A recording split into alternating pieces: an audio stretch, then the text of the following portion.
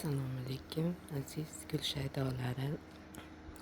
Mana bu gul haqida sizlarga ma'lumot berishni xohladim. Bu gulimiz archa gul. O'zimizda burundan bor gul. Ilmiy nomi kavamaklit. Qaranglar, chiroyli bo'lib ochilishni boshladi. Endi mana bu yerlarda shunaqangi ko'p unchalari bor.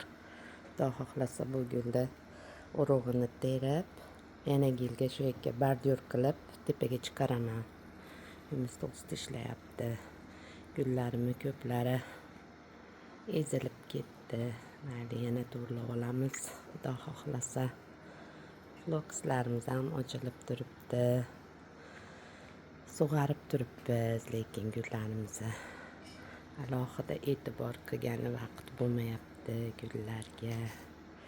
Mana bu yerda rayhonlar orasida atir gullarimiz qolib ketdi. Rayhonlar umuman quyosh bermay qo'ydi bularga. Endi mayli, nima ham deymiz. Mana bu siyoh rang o'sik gulim ham endi ochilishni boshladi. Juda chiroyli. Mana shu o'sik gullarda bordoviylari, oranjoviy, sariqlari ham bor savdoda.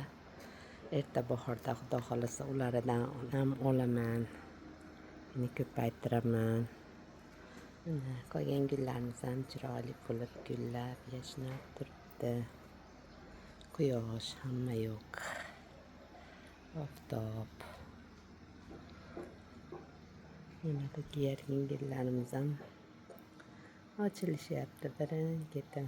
Ularni ham o'zim urug'idan ekkan edim. Yana urug'larni olib qo'yaman. Shunaqa. Chekada gortenziyalarimiz ham soyada o'syapti, chiroyli bo'lib. Yana bu gulga qaytadigan bo'lsak, bu kavamaklit gulini erta bahorda urug'idan ekilsa, unib chiqadi.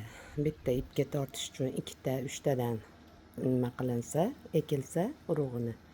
Keyin shunaqa to'p bo'lib, qalin bo'lib o'sadi. Shu devor qilib yopadi.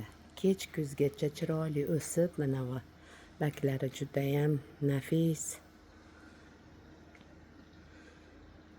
Quyoshli joyingizda shunday quyoshda to'sib soya qilib beradi.